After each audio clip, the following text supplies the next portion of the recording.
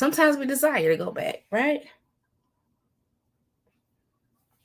Case in point, let's talk about Moses and the children of Israel. The children of Israel were captured. They were enslaved. They weren't captured. They were enslaved in Egypt. They moved to Egypt willingly. And then there were people that knew Pharaoh came that knew not Joseph and knew not the God of Joseph. And they looked at the children of Israel and said, oh my goodness, they outnumber us. We got to do something about this.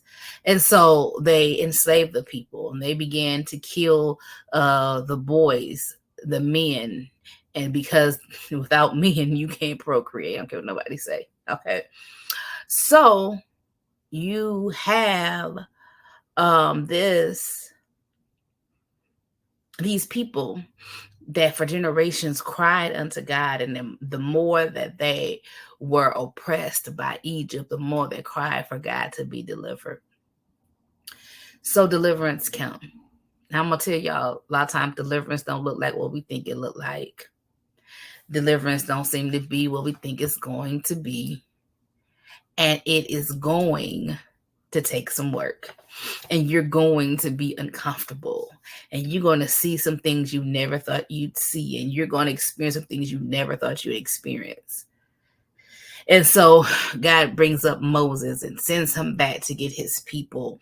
And so you go through the 12 plagues, which was strange and odd. And so even though we want to talk about he did it to the Egyptians, but they saw the locusts, they saw the blood, they saw the death of the firstborn, they saw all of these things. And then seeing that God protected them in the midst of all this calamity. And then there's like, let's go. He set us free. Let's go. And so they're running, and they get to the Red Sea. And they're like, oh, Moses, you done messed up. You done brought us out here to die. Right?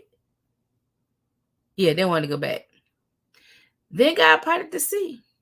They went over on dry land. Didn't nobody get stuck in no mud but Pharaoh and his army, right? They went across on dry land. Got on the other side.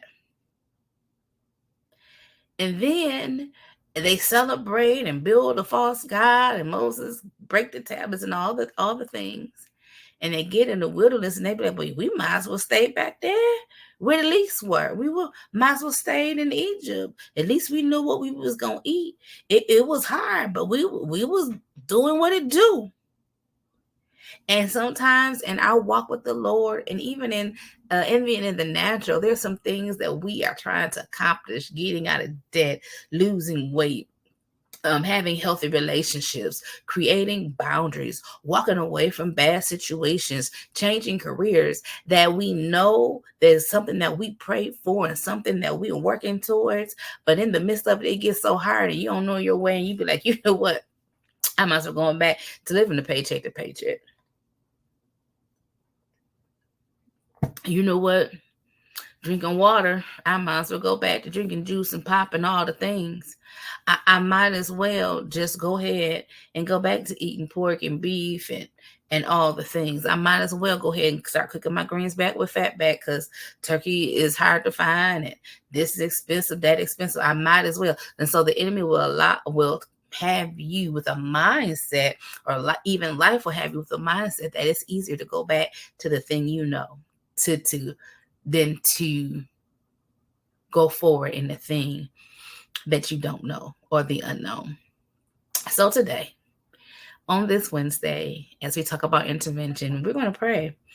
We're going to pray the prayer of no return, that you don't return back and default to old habits, old relationships, old dead ways of thinking, old ways of behaving, old ways of living, old ways of thinking, that you don't go back to where God has brought you from. Because no matter where you are right now, you're not where you were when you started. And I'm talking to Rosita because,